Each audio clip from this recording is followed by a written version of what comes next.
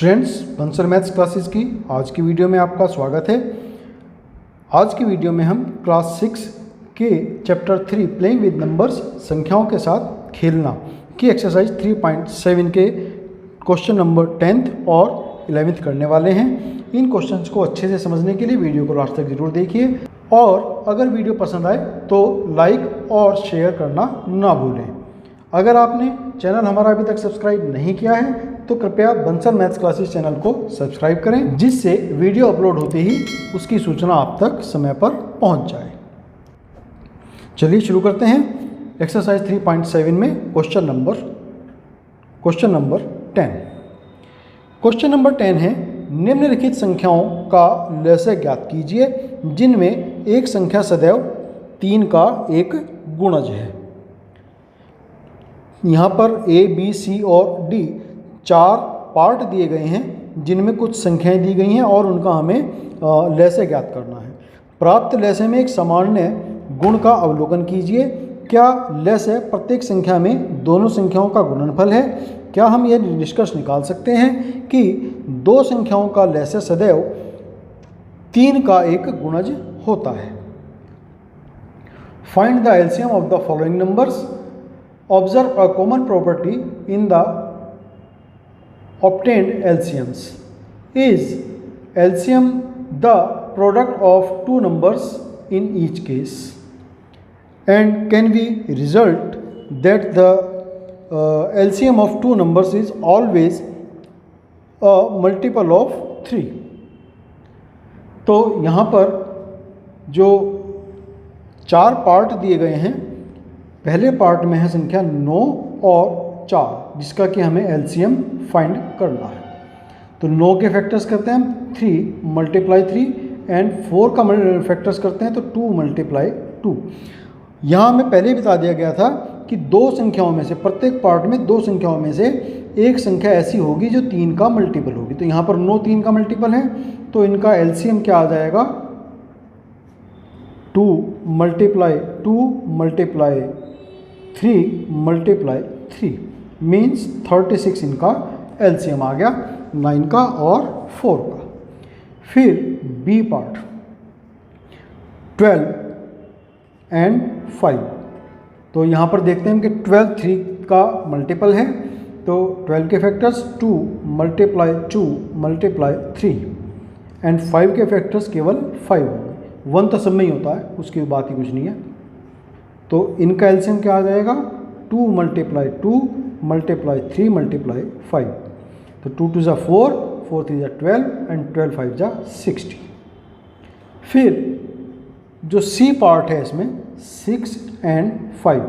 तो 6 के factor 2 multiply 3, यहाँ पर 3 जो है 6 जो है 3 का मल्टीपल है और इसके फैक्टर केवल 5। तो एलसीएम क्या हो जाएगा इसका? 2 मल्टीप्लाई 3 मल्टीप्लाई 5 मीन्स 30। तो सी पार्ट का एलसीएम 30 आया। डी पार्ट है 15 एंड 4। यहाँ पर 15 जो है 3 का मल्टीपल है तो 3 मल्टीप्लाई 5 इसके फैक्टर्स हुए, 4 के फैक्टर्स 2 मल्टीप्लाई 2 हुए। तो एलसीएम इनका आ जाएगा 2 मल्टीप्लाई 2 मल्टीप्लाई 3 मल्टीप्लाई 5 मीन्स इनका एलसीएम भी 2 दूनी 4 4 तिया 12 12 पंजे 60।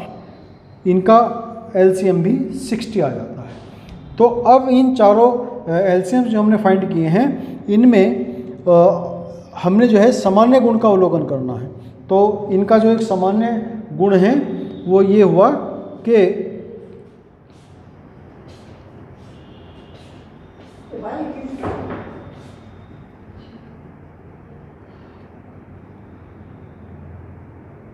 यहाँ पर जो है एलसीएम जो है हमेशा product of the both numbers. सबसे पहली बात कि एलसीएम जो है दोनों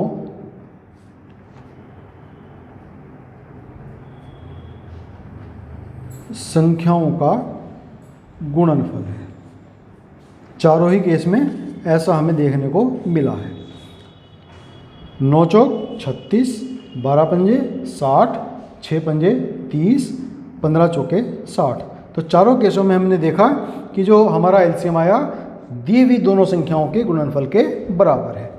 फिर सेकंड जो इन्होंने कहा है, क्या प्रत्येक स्थिति में लेसे प्रत्येक स्थिति में दोनों संख्याओं का गुणनफल है, यही हमने बात कही है कि हम यहाँ पर लिख देंगे हाँ, एलसीएम दोनों संख्याओं का गुणनफल है। और जो तीसरी इन्होंने पूछी है कि क्या हम ये रिजल्ट निकाल सकते हैं, क्या वी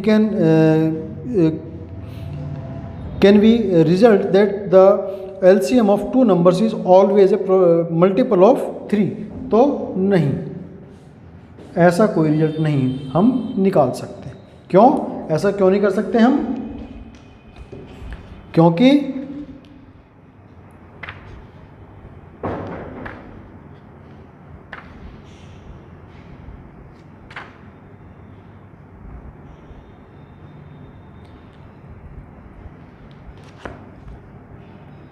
क्योंकि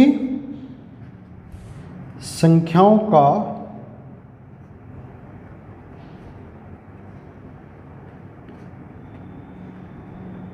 प्रत्येक युग्म 3 का गुणज नहीं होता है। यहाँ पर एक संख्या हमारी 3 की मल्टीपल थी, लेकिन ऐसा ज़रूरी नहीं है कि हम हर बार ऐसा ही हो। कोई और संख्या भी हमें ऐसी मिल सकती है जिसका हमें एलसीएम निकालना है कि वो 3 के मल्टीपल नहीं है। जैसे अगर मैं बात करूं 4 और 7, तो दोनों ही संख्याएं 3 के मल्टीपल नहीं हैं। अगर मैं इनका एलसीएम फाइंड करता हूं तो क्या मिलता है मेरे को? 2 × 7 मीन्स 28, और 28 जो है 3 का मल्टीपल नहीं है। तो इसलिए ये हम रिजल्ट यहाँ पर नहीं निकाल सकते कि दो संख्याओं का जो एलसीएम है वो हमेशा 3 का मल्टीपल होता है। तो ये क्वेश्चन नंबर 10 हमारा यहाँ कंप्लीट हुआ। अब नेक्स्ट है क्वेश्चन नंबर 11। क्वेश्चन नंबर 11 है, निम्नलिखित संख्याओं का लसाअ ज्ञात कीजिए जिनमें एक संख्या दूसरी संख्या का ही एक गुणनखंड है।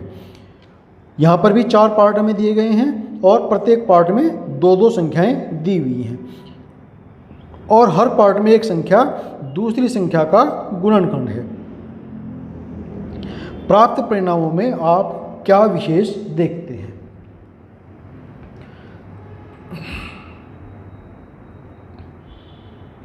Find the LCM of the following numbers in which one number is the factor of other. What do you observe in the result obtained? तो इसमें फर्स्ट पार्ट है 5 and 20। यहाँ हम देखते हैं कि जो 5 है वो 20 का ही एक फैक्टर है। 5 के फैक्टर 5 भी रहेंगे, 1 भी होंगे साथ में। 20 के फैक्टर होंगे 2 × 5। तो देखिए 20 का एक फैक्टर 5 भी है। तो एलसीएम इनका फाइंड करते हैं हम। एलसीएम इनका आ जाएगा 2 × 5 मीन्स 20। सेकेंड पार्ट में इसके चलते हैं, बी पार्ट में। ये ए पार्ट था, ये बी पार्ट है। 6 and 18। यहाँ पर देखते हैं कि 18 का एक फैक्टर 6 भी होगा। तो 6 के फैक्टर 2 and 3 और 18 के फैक्टर 2, 3 and 3। तो एलसीएम यहाँ पर हमें क्या मिलता है? 2 × 3 मीन्स 18। यहाँ 6 18 का फैक्टर था और इनका एलसीएम 18 आया। यहाँ 5 20 का फैक्टर था और इनका एलसीएम 20 आया। सी पार्ट है 12 and 48। तो यहाँ हम देखते हैं कि 12 जो है 48 का एक फैक्टर है। 12 4 जा 48 होते हैं। तो 12 के फैक्टर्स करेंगे 2 × 3। 48 के फैक्टर्स अगर हम करें तो 2 × 3। तो एलसीएम हमें मिल जाएगा 2 × 3। 2 2 जा 4, 4 2 जा 8, 8 2 जा 16, 16 3 जा 48। तो यहाँ पर हमें एलसीएम मिलता है 48। डी पार्ट और देखते हैं। 9 एंड 45। यहाँ हम देखते हैं कि 9 जो है फैक्टर है 45 का, तो 3 × 3 और 3 × 3 × 5, तो एलसीएम हमें यहाँ क्या मिलता है 3 × 3 × 5, 45 हमें यहाँ पर एलसीएम मिल जाता है। तो इन सब में क्या खास बात हमने देखी, तो इन सब में खास बात यह है जब हमें किन्हीं ऐसी दो संख्याओं का एलसीएम निकालना होता है जिनमें एक संख्या दूसरी का गुणनखंड होता है, तो जो बड़ी संख्या होती है वही एलसीएम हमें प्राप्त होता है।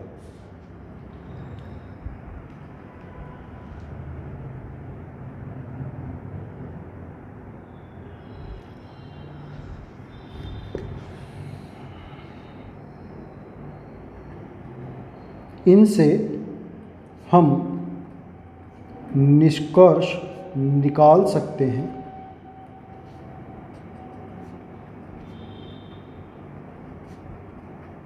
कि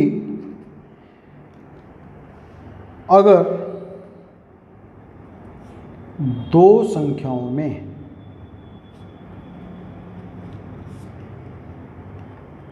एक संख्या दूसरी संख्या का गुणनखंड है तो उनका लसागु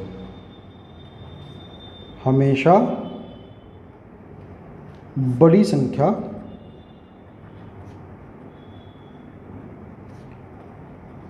होता है। From all these cases, we can conclude that if the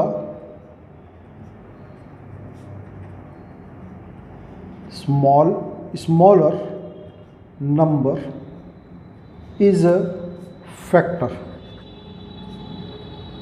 of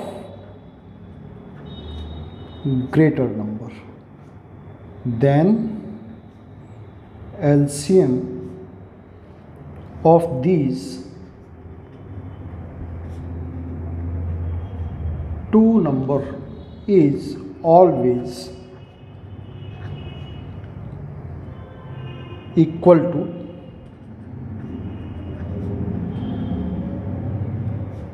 greater number। तो यहाँ पर हम ये कंक्लूज़न निकाल सकते हैं। तो ये क्वेश्चन नंबर हमारा 11 भी कंप्लीट हुआ और इसी के साथ में हमारी एक्सरसाइज 3.7 भी कंप्लीट होती है और इसी के साथ में हमारा चैप्टर 3 प्लेइंग विद नंबर्स संख्याओं के साथ खेलना भी कंप्लीट होता है। नेक्स्ट वीडियो में हम चैप्टर 4 आधारभूत ज्यामितीय अवधारणाएं शुरू करेंगे। तब तक के लिए आपको शुभकामनाएं।